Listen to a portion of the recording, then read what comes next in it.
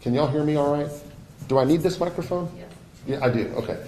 Well, first of all, I want to say thank you for joining us today. This is my name is Alan Levine. I'm the chairman and CEO of Ballad Health, and this is a really great occasion. On the one hand, as we all know, in Proverbs 29:18, where there is no vision, the people perish. Back when this pandemic first began, the President of the United States, the COVID task force, they had the vision of creating Operation Warp Speed. And it's unparalleled in history to see what's happened.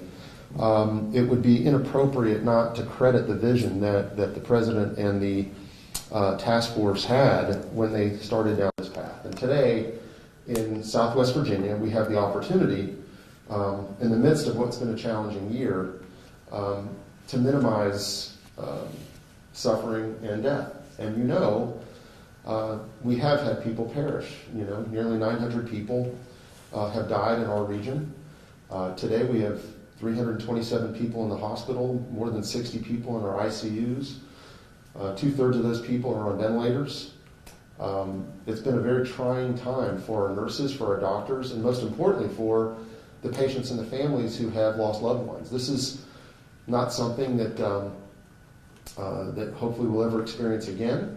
But because of the vision of the President and the COVID task force, we are here today taking the first steps finally to mitigating and getting our arms around this virus and hopefully getting our businesses, our schools, our lives back to normal. This is the first step. We're still a long way from being done with this, but this is an important step. Emily Boucher is a registered nurse in the intensive care unit. She's been treating COVID patients here at Johnston Memorial Hospital. She's one of those heroes that has shown up day in and day out. Emily, God bless you. We love you and we appreciate you and your colleagues. She's going to be the first Ballad Health team member and the first person in this whole region, in the whole Appalachian Highlands region, to receive the vaccine, which was developed by Pfizer and BioNTech and approved by the US FDA on Friday under an emergency use authorization. This vaccine will provide team members like Emily with added protection and immunity as they continue to work on the front lines to care for some of the sickest patients that we have in the region that are suffering with COVID-19 and those that will, unfortunately, cross our doors in the coming days and weeks. It's important to note that during the phase 3 testing trial of this vaccine, Pfizer and BioNTech found it to be 95% effective at preventing mild to severe COVID-19 symptoms. Now keep in mind, while it was a very fast process, it went through all 3 phases in terms of the trials. So it's been determined by the FDA to be safe, and it's been determined by the data to be highly effective. What this means is that those who receive the vaccine can expect excellent personal protection. Now, in addition to the stringent review process conducted by the FDA, our region locally has also had its own COVID-19 vaccine work group composed of leaders within our health system, state health departments, and the medical community. So we've had our own team here monitoring the steps that are being taken through the trials nationally, validating to the extent that we can the information that we're seeing, multi-sourcing it to determine that the information we're getting is accurate. A lot of information is floating around on social media, and we understand that a lot of people get their information from social media. What we ask, if you get a piece of information from social media, verify it. Go to 4 or 5 sources, trusted sources, and verify that information. Because unfortunately, sometimes people can make a bad decision with bad information if they haven't verified the information. Our COVID vaccine task force has spent months working to verify every piece of information as it relates to the trials, as it relates to the outcomes of the trials, and as it relates to the logistics of distributing this medication. Because the quantities of the vaccine are obviously limited right now, we are committed to following the best practices and the recommendations from the federal and state governments and health organizations when it comes to vaccine distribution. Right now, the highest priority at Ballad Health will be given to hospital-based frontline healthcare workers with direct patient exposure like Emily. And we're excited that we're going to have a chance today to inoculate this first set of team members right here at Johnston Memorial, with an expansion to Norton Community Hospital tomorrow and our Tennessee hospitals later in the week. We are grateful that we received the shipments today at Johnston Memorial, so clearly from the time we received it till right now, that tells you how much planning we've been doing in terms of logistics, with freezers, getting all of the processes in place, even updating our computer IT system, reprogramming it so that we can have the proper data and order sets for this vaccine. With the Appalachian Highlands being such a unique part of the country, spanning 2 separate states, we do have to be mindful of each state's individual guidelines and timelines for dispersal. As I said, Virginia dispersed it today to us, and so we're starting here. We expect the Tennessee medications to come, the vaccines in Tennessee to come, I believe, on Thursday. But we very much look forward to vaccinating as many of our frontline workers as possible this week. And with the supply of the vaccine expected to increase steadily in 2021, we're committed to making this vaccine available to everyone who wants it. For most of us, this vaccine will be safe and effective, and it will help stop the pandemic and save countless lives. So far, former Presidents Clinton, Bush, and Obama have said they plan to take the vaccine on camera, and when it becomes available to me at the right time, I intend to do the same thing, because I do want to promote the safety of the vaccine and set an example for our region. Finally, I do want to emphasize that this vaccine does not mean the pandemic is over, as I said earlier. This is a ray of sunshine in what's been a pretty dark time. But we have to continue to practice those safety steps that will continue to mitigate the spread of this disease. As I said, last week, through Saturday, as you've seen from the numbers, we had almost 6,000 new cases in the region. We fully expect that that's going to continue to test our capacity and our bandwidth within Ballad. So nurses like Emily are going to have to deal with the repercussions of that. And that's why continuing to do the things that we can possibly do, social distancing, wearing a mask, being kind to other people, and serving other people by doing what you can to protect them, if we continue to do that, then it'll at least slow down the spread of this while we get the vaccines deployed, and then we can start to hopefully see a decline in the number of cases that end up here in the hospital. I want to close out my comments, and I'm going to turn it over to Eric here in a minute. I can't say enough about our team members. Yes, I've been fairly visible over the last few weeks as we've tried to really drive home the point that we needed the community's help, not for my sake, but for Emily's sake and for the sake of our team members. These people show up every day. They see things that are very difficult to see. They see human suffering. They see families who can't be with their loved ones. They see death. And in many cases, they see death in cases where it was preventable. And they go home and they cry. They go home and they carry this home with them. And they come back the next day and they do it all over again. It is hard to put into words how heroic that is. And we worry about our team members like Emily who continue to do that every day. And that selfless act has saved lives and it's minimized suffering. And we're very, very grateful to all of our team members who will always have my gratitude and my appreciation, and I know the gratitude and the appreciation of the entire region. I'd like to introduce our incident commander, my Chief Operating Officer, Eric Deaton, to say a few words. Eric? Alan, thank you very much. It's great to be with you all today. I want to thank the media for being here. I want to say thank you to all of our team members and the amazing work that you do every day. Say especially thank you to John Jeter and to the JMH staff here. They were ready for this. And that's one of the things I've been so impressed with as we started to work through providing the vaccine as soon as it was available. John and his team here stepped up and have done just an amazing job. Just in a matter of hours from when we received the vaccine, we're ready to give it. So thank you for your leadership, John, and hard work here. Today is a big day for the Appalachian Highlands as we respond to the COVID-19 pandemic. The past 10 months have been an enormous strain on all of us. It's changed the way we live our life. It's changed the way we have lived our livelihoods.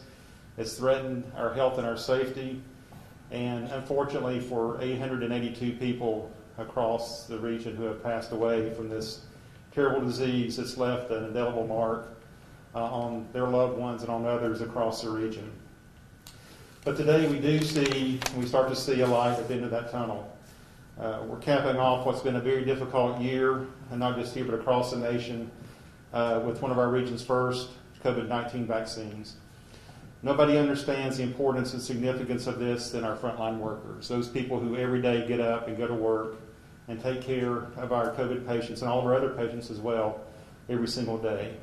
They've been fighting for our community every single day, and I really want to say again thank you to them personally for the great work that they have done and the great care they provide to our communities across the Appalachian Highlands every day. I know they've been very, very long hours for you, and I just can't imagine how hard that's been personally to deal with that. This journey isn't over. As Alan said, we have a lot to do in the coming months. But from today forward, we do have, with the vaccine, we can move into 2021 with a very optimistic outlook that we can continue to provide great care to our communities. I want to say thank you to the scientists and researchers around the world who have done great and amazing work at bringing this vaccine to fruition. And I want to say thank you to the experts around the Appalachian Highlands, including our own medical team led by Dr. Reynolds, and those we partner with DTSU and other places to help us look at the vaccine to feel comfortable as we move forward with that in this crucial step to fighting the pandemic. In addition to the frontline workers, I want to say thank you to our organization's leadership. I want to say thank you to Alan for the great support he's provided us, and especially to the emergency operations team who have over 280 days now gotten up and really focused on how we can work on fighting this pandemic. I want to say thank you to the regional vaccine work groups.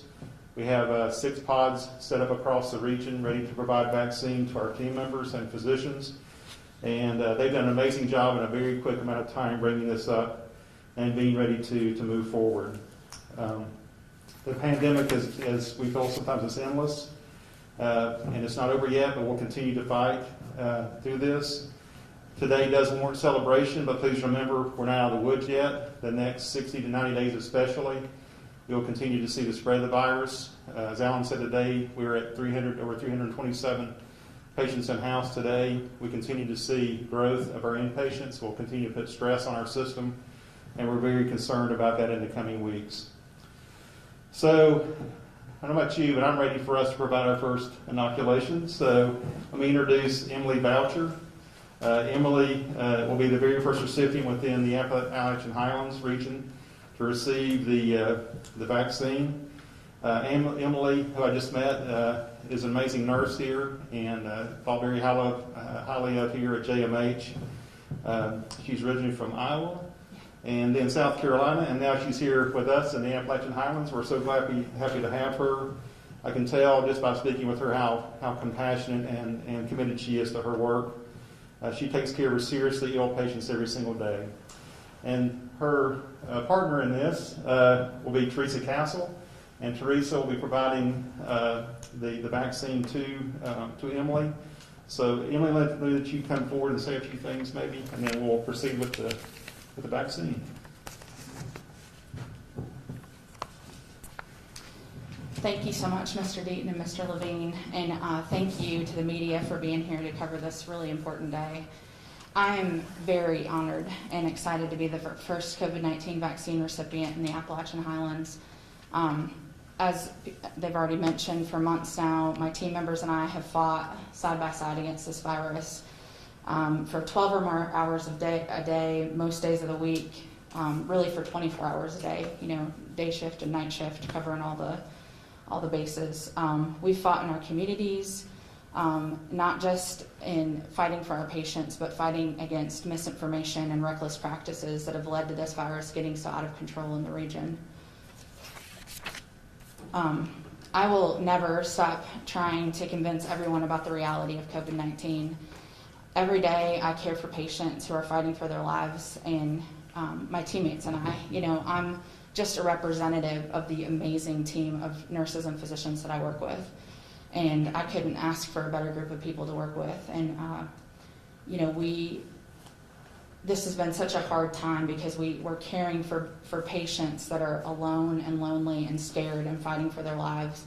And we're trying to explain really complex things to their families and help families make decisions and, go into a patient's room. And the best that we can do sometimes is hold the phone up to their ear so they can hear a familiar voice for the first time in weeks for some people. And it's incredibly difficult. And it's incredibly difficult when you lose patients and lose multiple patients in a shift. But today, for me, is a turning point. Today is an incredibly hopeful day. With this vaccine, my team members and I can be more assured that we are safer from the virus when we come to work every day. And I know that some people in the communities, have expressed concerns about the safety of this vaccine because of the speed it was produced and everything. And I just want to say that I've read and listened to all kinds of things about this vaccine, and I see this virus, not only what it does to the patients in the hospital that are fighting for their lives, but patients in the community that might not ever have to come to the hospital and the long-term effects this virus causes. And I'm convinced of the safety data to the point that I'm way more willing to take a risk with any small risk that a vaccine might pose versus dealing with the actual virus itself. And I'm one of the, supposedly healthy people that people argue shouldn't be as concerned, and that is just not the case. So as it expands in our communities, I urge you and everybody who's eligible to please get the vaccine as soon as you can, and do what you can to protect yourself and your neighbors and your family. Wear a mask, wash your hands, avoid crowds, and get vaccinated as soon as possible. We don't want you to be one of the patients that we're caring for within the walls of our ICU. I would like to thank our regional vaccine work groups for working so hard to bring this vaccine to the Appalachian Highlands. I'd also like to thank Teresa Castle, one of my fellow team members, for giving me this vaccine today. And I would really like to thank the families who trust us with the care of their loved ones every day, and the volunteers who participated in the trials to make this vaccine possible, as well as all the researchers working daily to help people to have the best information and treatment possible. And I really want to thank all of my team members, all of the nurses and physicians that I work with every day. Thank you so much. Thank you. I think we're ready.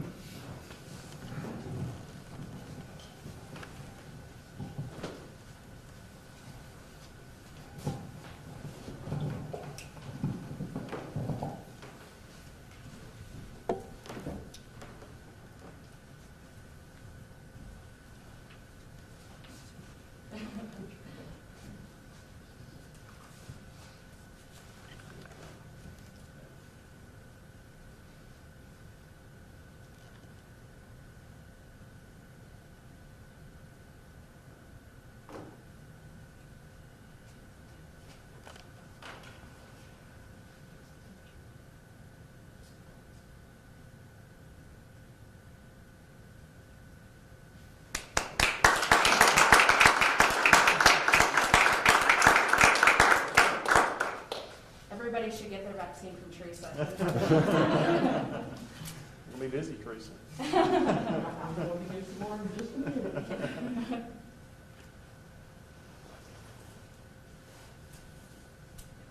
If I'm not mistaken, I think Dr. Reynolds and Dr. Bashis downstairs. Oh, yeah, in the pod. Thank you so much. Thank you. Thank you. Great job, Emily. Thank you. We're proud of you. Appreciate y'all so much. Thank you. What's that? Yes. Right. Yeah. Okay. Any questions or follow-up, Scott? First off, can you tell us, across Virginia and Tennessee, how many doses of the vaccine you'll be receiving in this first batch, and how you tier your employees as to who will get?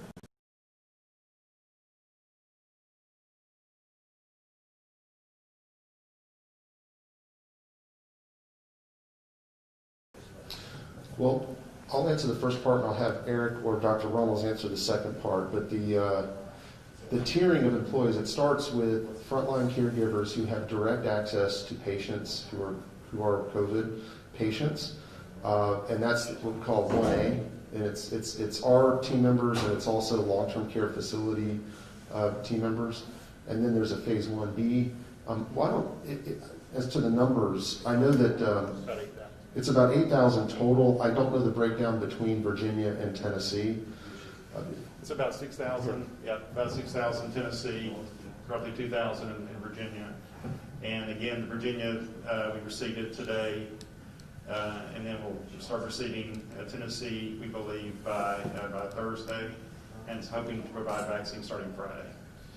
And the second part of the question relates to the public.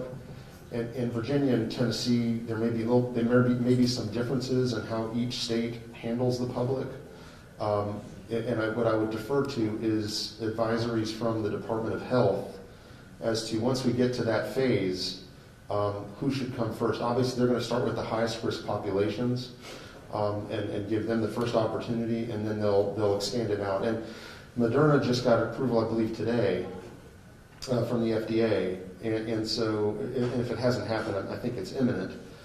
So we expect to have a lot more volume of vaccines coming in the coming weeks. So that should help expand or cascade the availability of the vaccine out into the community. Can you tell us how many phase 1s you have at Ballad? Yeah, Phase 1T? well, it depends on how many team members choose to take it. We have not made it mandatory. We respect that each individual team member might want to determine if, based on maybe some experience, some of the outcomes of the initial vaccinations. So now the flu vaccine, we do make it mandatory. The potential side effects from each of these vaccines, whether it's flu or COVID, the potential side effects seem to be very similar. Based on the studies on COVID and what we experience from the flu. So I think once people have a chance to see this play out for a few weeks, maybe months, I think more of our employees will choose to step up and take the vaccine. But it really, the answer as to how many depends on whether we have an 80% take-up rate or a 50% take-up rate. Do you have enough doses if, say, everyone wanted to? Yeah, so the number of doses we have, the roughly 8,000 doses that we have, was based on our calculation of the frontline, primarily being able to receive that. We provided that data to both Tennessee and Virginia, and then that's in return how they calculated we were able to get the vaccines that we've received so far. Again, Alan's right, it just depends on who decides to take it initially, but we think that we can cover a majority of those very front lines, especially those working in the COVID unit, those working in the emergency department that are directly in contact with COVID patients. And we've heard in other areas that because of those short-term side effects of fatigue and fever for a couple of days, that they're staggering, not knock out your entire force at once if that were to occur. Are you guys doing that, or is it? We are. We're rotating through, so each of the pods, they have a list of the team members and physicians that are working. We try and rotate those through, so as you say, not all of one unit is given the vaccine at one time, but we stagger it over a number of days.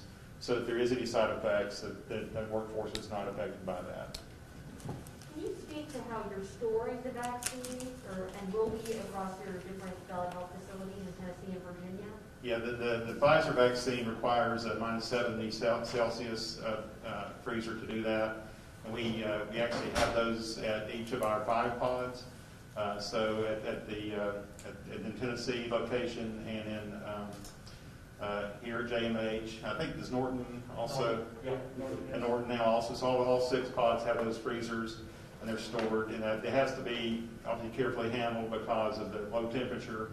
You have to use cryogenic type gloves and goggles and so forth in order to make sure you're safe when you're handling that. It's taken out and it's thawed and then it's diluted and reconstituted, and then we take the vials and we draw those up and then provide those to, as Emily got today.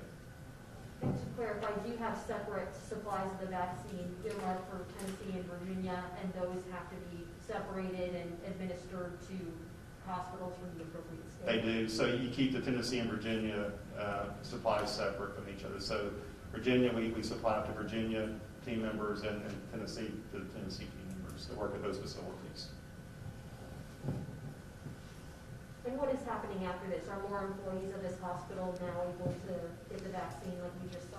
We will. We have our pods set up at a different location than this, and we'll start seeing, I think, as many as 20 today. And then tomorrow we'll start having more starting at 6 a.m. tomorrow morning here, and in Norton Community start at 6 a.m. and start seeing as many team members as we can be vaccinated at that time. And it's so these pods are to service all of our hospitals. So if you work in Smith County or Russell County, Virginia, you would come to one of the pods here. So it's not just the team members here at this hospital. It's all of our team members from throughout the whole system. Where are the Tennessee pods? At Folsom Valley, JCMC, and Bristol. Well, listen, thank you for being here. This is a great ray of light on this, and hopefully we'll see a broad uptake of this vaccine. Y'all have a wonderful day. Thanks. And for the members of the media who are present, we'd like to welcome you down to the pod, and we'll do an individual tour for each of you who'd like to come.